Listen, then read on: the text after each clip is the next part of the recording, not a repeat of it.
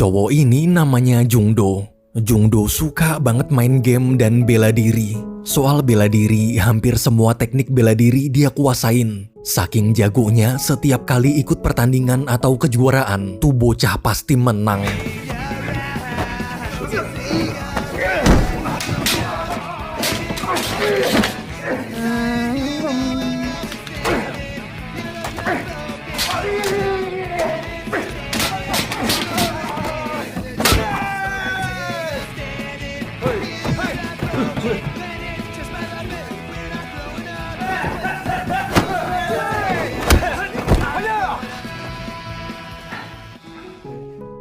Suatu siang, pas Jungdo lagi push rank main PUBG bareng temen-temennya, ayah nelpon minta tolong anterin pesanan tamu.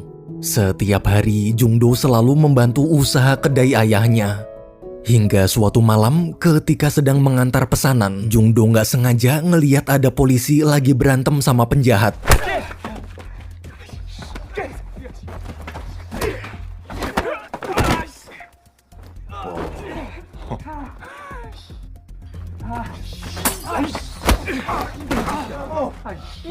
에헤이.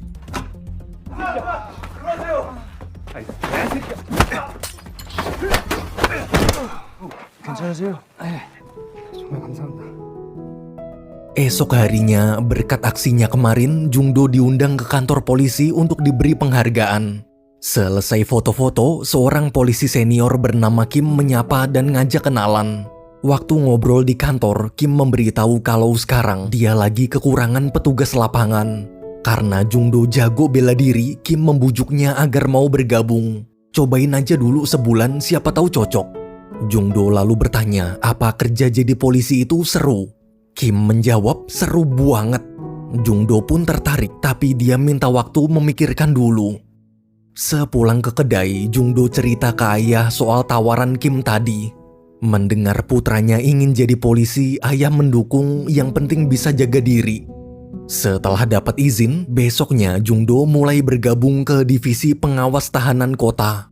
Sebelum bertugas, senior menjelaskan, tugas divisi kita adalah mengawasi tahanan kota yang baru aja dibebaskan agar tak berbuat kriminal lagi. Para tahanan kota sudah dipasang gelang pelacak di kaki, jadi kita bisa memantau pergerakan mereka. Kita juga harus mengingatkan setiap tahanan agar jangan lupa untuk selalu mengisi baterai gelang pelacak mereka. Waktu mulai tugas, setelah berjam-jam mengawasi monitor, ada salah satu tahanan bernama Lee yang baterai gelangnya lowbat. Namun saat Jungdo menelpon ingin mengingatkan, teleponnya malah ditolak. Jungdo pun melapor ke Kim. Karena curiga, mereka berdua bergegas ke rumah Lee. Sesampainya di lokasi, setelah mengamati keadaan, Jungdo minta izin mau nunggu di luar deket jendela. Dia punya firasat tuh bocah bakalan kabur. Ketika Kim mengetuk pintu, dia mendengar ada suara teriakan wanita.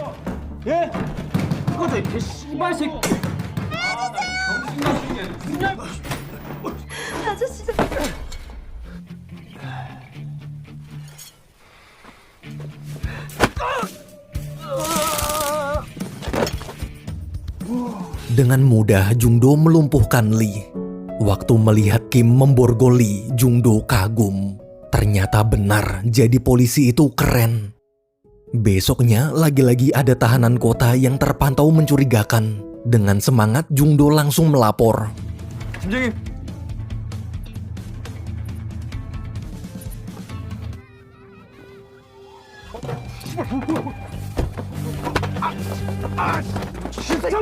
참으세요. 두 번 말 안 합니다. 알아요. 정도 씨. Malamnya selesai tugas, Jungdo ngajak Kim makan bareng 3 temen tongkrongannya. Pas makan, Kim cerita-cerita gimana pengalamannya selama menjadi polisi. Di momen hangat itu, mereka semua sudah menganggap Kim seperti kakak sendiri. Waktu mau pulang, tiba-tiba ada laporan barusan seorang tahanan kota bernama Duong keluar dari batas wilayah pengawasan. Ketika diperiksa lewat tab, karena lokasinya nggak jauh, Kim ngajak Jungdo dan temen-temennya ikut berangkat. Sesampainya di dekat lokasi, Kim dan Jungdo bergerak mencari sementara yang lain menunggu di mobil. Namun mendadak gelang pelacaknya dilepas dan mereka berdua kehilangan jejak. Jungdo lalu dapat ide, gimana kalau kita cari pakai drone aja? Kebetulan temannya punya. 여기로 갈 수 있어? 민동 같은데? 칼도 있어. 갔다 올게요. 조심해. 직진. 쭉 직진. 빨리. 와. 거의 다 왔어. 거의 다 왔어. 오른쪽 어디? 거기 안 보여? 민동 씨? 옥상 2개 옥상. 거기 넘어서 바로 이쪽에 거기 건물 2개 옥상 보이지?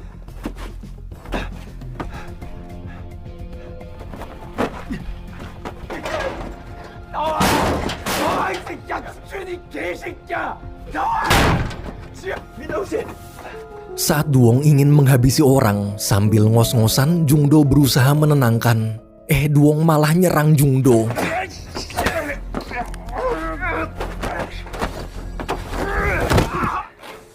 Duong berhasil dilumpuhkan.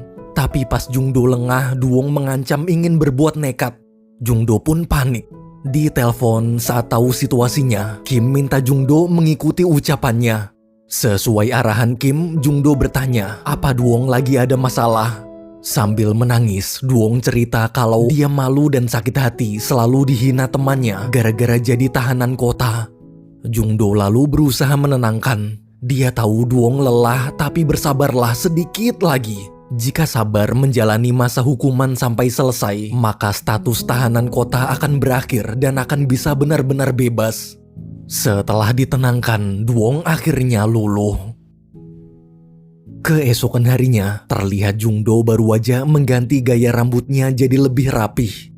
Ketika berjalan menuju kantor, dia nggak sengaja melihat tahanan kota bernama Gumnam lagi ngegodain pelayan wanita di kedai. Karena punya firasat buruk, sesampainya di kantor, Jungdo terus memantau gerak-gerik Gumnam. Hingga malamnya saat pergerakan Gumnam mulai mencurigakan, Jungdo lapor ke Kim. Sesuai dugaan, pas Kim nelpon, teleponnya ditolak. Jungdo dan Kim pun pergi ke lokasi Gumnam. Waktu sampai, karena gelangnya dicopot, mereka berdua berpencar.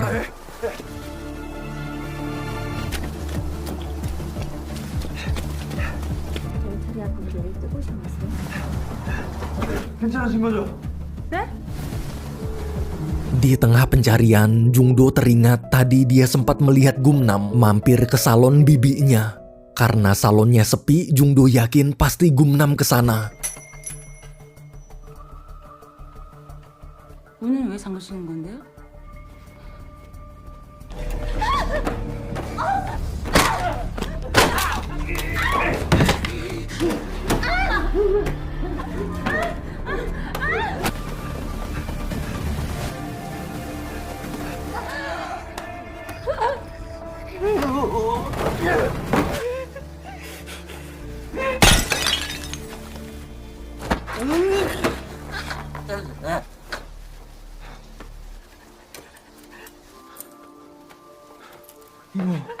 이모. Jungdo berhasil menyelamatkan bibi tepat waktu. Besok paginya, waktu lagi sarapan, Jungdo bertanya ke ayah, menurutnya pekerjaan apa yang bisa bikin kita bahagia. Ayah menjawab, di pekerjaan apapun intinya bukan bahagianya, tapi ikhlasnya. Jika mengerjakannya ikhlas, maka hati pasti bahagia. 1 minggu kemudian terlihat Kim bersama Jungdo dapat tugas khusus mengawasi narapidana bernama Kang yang baru aja bebas dan jadi tahanan kota. Kang ini pernah melecehkan anak di bawah umur. Di penjara setelah memasangkan gelang pelacak di kaki Kang, Kim Jungdo bersama polisi lain mengawalnya pulang ke rumah. 출발하겠습니다. 앞에 나오세요. 위험합니다. 하는 건 자제해 주세요. 입니다. 앞에 나오세요.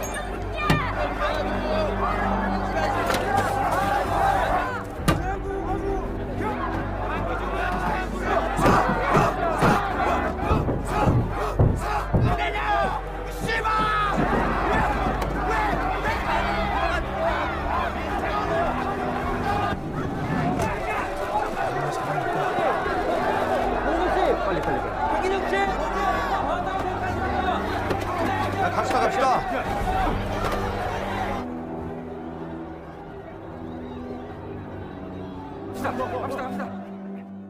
Keesokan harinya, saat sedang memantau layar monitor, Kang kelihatan bergerak keluar dari batas pengawasan. Jungdo pun pergi ke lokasi Kang, sementara Kim memberi arahan dari kantor. 형, 기사님 천천히 가주세요. 천천히.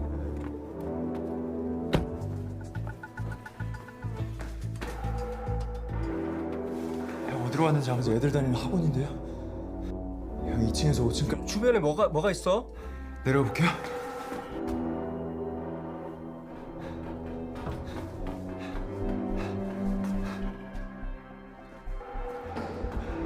Sayangnya Jungdo kehilangan jejak. Di parkiran dalam mobil terlihat Kang sedang menemui seorang pebisnis ilegal.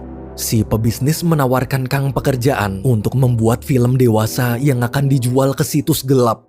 Jika berminat, Kang akan dibayar 10 juta won atau 115 juta rupiah. Mendengar tawaran menggiurkan itu, Kang mau. Di sisi lain, di kantor, waktu tahu Jungdo kehilangan jejak, Kim berusaha terus menghubungi Kang. Agar tak ketahuan, Kang buru-buru ke kedai, lalu menjawab telepon dan bilang kalau dia cuma beli seblak. Setelah Jungdo memastikan Kang beneran lagi pesen makan, Kim pun menutup teleponnya. Besok pagi di kantor, Jungdo dan Kim mencoba menganalisa gerak-gerik Kang kemarin. Karena curiga, Jungdo minta izin ingin ke lapangan mengawasinya secara langsung. Lebih baik kita siap siaga daripada terlambat. Mendengar itu, Kim mengizinkan. Maghrib-maghrib terlihat ada gadis kecil bernama Minju sedang berjalan pulang. Namun ketika dia main sama anjing di pinggir jalan, tiba-tiba Minju diculik. Malamnya, seorang pria anak buah si pebisnis ilegal mengajak Kang ke suatu apartemen kosong sambil memberitahu kalau dia sudah dapat anak perempuannya. Jadi besok Kang sudah bisa mulai syuting membuat film dewasa. Pria itu juga bilang dia telah merekrut Lee, sesama tahanan kota, untuk membantu mengalihkan perhatian polisi. Keesokan harinya, maghrib-maghrib di kantor, Kim dapat laporan kalau Lee lagi-lagi bergerak melewati batas wilayah pengawasan. Karena Jungdo sedang sibuk mengawasi Kang di lapangan, terpaksa Kim yang pergi. Malamnya di tengah hujan deras, Kim bersama rekannya sampai di suatu gudang.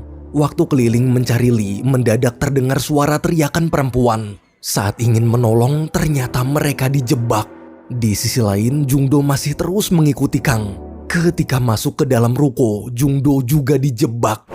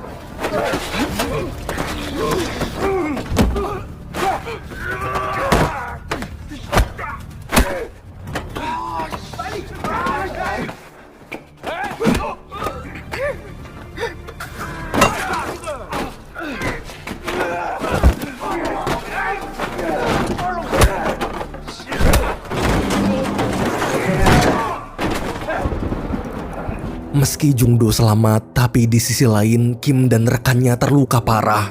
Jungdo lalu bergegas ke apartemen Kang. Waktu sampai, dia mencoba mengikuti jejak kaki menuju lantai bawah. Di sana dia mendengar suara Minju teriak minta tolong.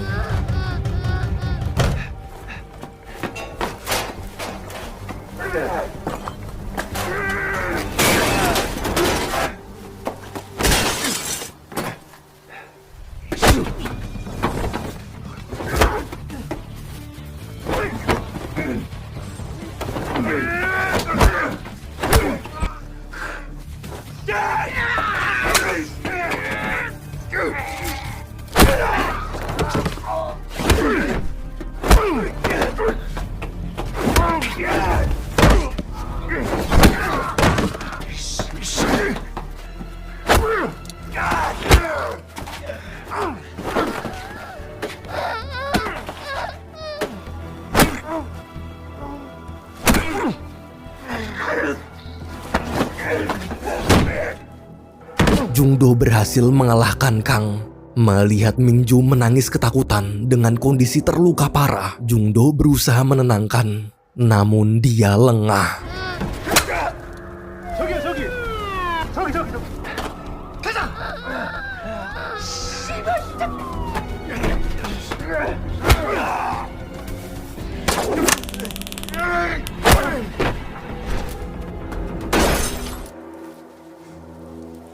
감기 중 도주 중. 불쌍한 남자와 경관 상용. Di rumah sakit, melihat kondisi putranya terluka parah, ayah syok. Tapi saat sadar, Jungdo justru mengkhawatirkan Mingju. Kepala polisi di situ memberitahu walaupun Kang berhasil kabur, untungnya Mingju selamat. Sayangnya Kim sekarang masih menjalani operasi gara-gara patah tulang leher. Awalnya Jungdo lega, tapi waktu tahu seniornya yang bertugas bersama Kim tewas, dia sangat terpukul. Beberapa hari kemudian, setelah kondisi membaik, Jungdo diberi penghargaan atas keberaniannya menggagalkan aksi kejahatan. Selesai acara, ketika Jungdo ingin pulang, bibi Mingju menghampiri lalu memberikan hadiah dan ucapan terima kasih dari Mingju. Bibi sangat berterima kasih berkat Jungdo, keponakannya tertolong. Ia juga cerita meski kondisi keponakannya masih depresi berat, tapi setiap kali mendengar nama Jungdo, perlahan-lahan dia mulai tenang. Bagi Mingju, Jungdo adalah pahlawannya. Esok hari di rumah sakit selesai berobat, Jungdo teringat waktu membuntuti Kang, dia sempat melihat ada mobil hitam mencurigakan. Untungnya Jungdo ingat plat nomornya. Ia yakin itu pasti rekan Kang. Mungkin jika bisa menemukan siapa pemilik mobilnya, maka dia bisa menemukan keberadaan Kang. Karena Kim masih dirawat, Jungdo minta bantuan teman-teman tongkrongannya. Mendengar itu, semua bersedia membantu. Besoknya, mereka mulai melacak alamat si pemilik mobil.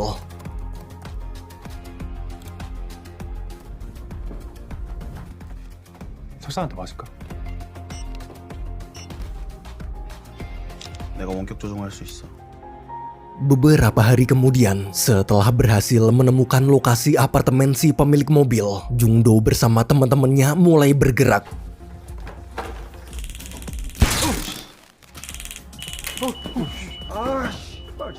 Waktu si pebisnis keluar, Jungdo langsung menyergap dan menginterogasinya. Setelah dapat informasi lokasi keberadaan Kang, sorenya di rumah selesai mengatur strategi. Saat Jungdo dan teman-temannya ingin berangkat, ayah melarang.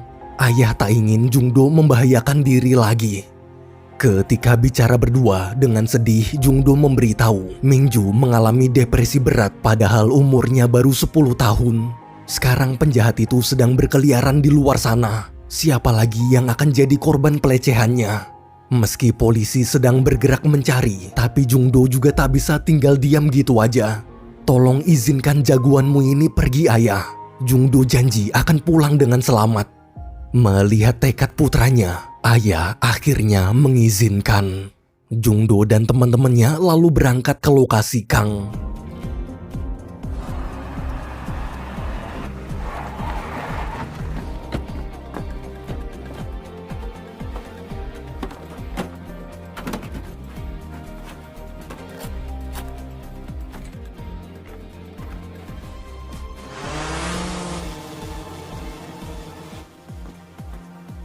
누구로 가? 나 일로 갈게.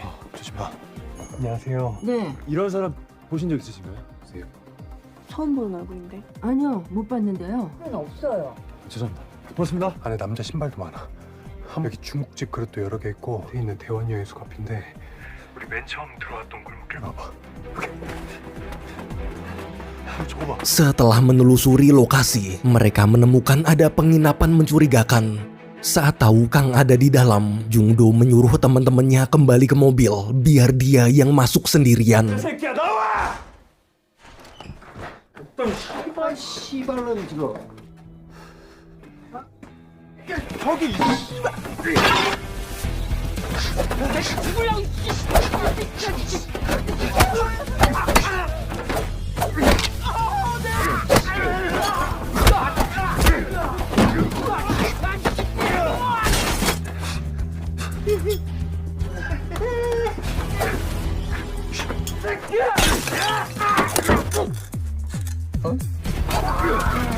Sewaktu Kang kabur, Jungdo menyuruh temannya mengikutinya pakai drone.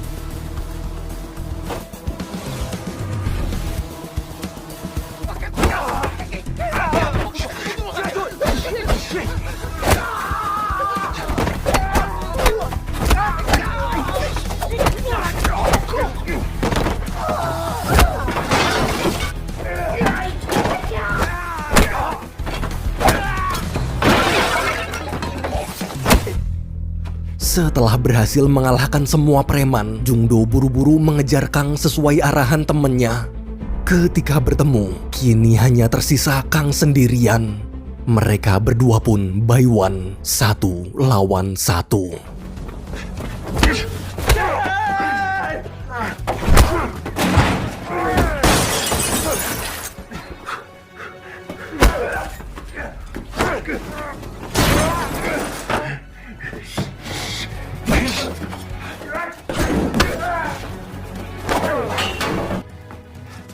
들어와.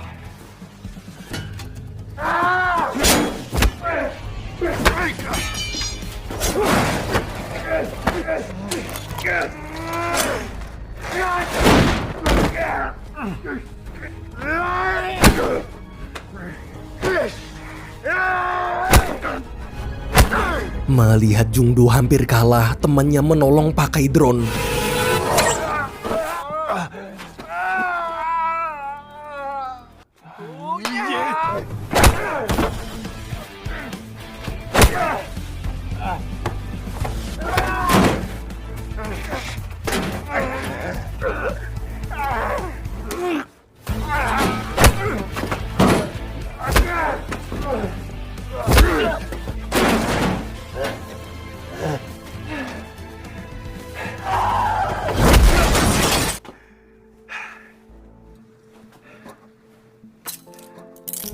당신은 무리한 증거가 될 수 있으면 Jungdo menang. Beberapa hari berlalu setelah berhasil menangkap Kang, Jungdo dan teman-temannya diundang Presiden Korea langsung untuk diberi penghargaan. Pak Presiden berterima kasih berkat keberanian Jungdo, penjahat kejam seperti Kang akhirnya tertangkap. Di tengah acara, Mingju bersama orang tuanya datang. Mingju lalu memberikan bunga. Sambil tersenyum, gadis kecil itu berkata, "Terima kasih, pahlawanku." Melihat Mingju sudah bisa tersenyum lagi, Jungdo sangat lega. 1 bulan kemudian, terlihat Jungdo sudah bukan petugas pembantu lagi.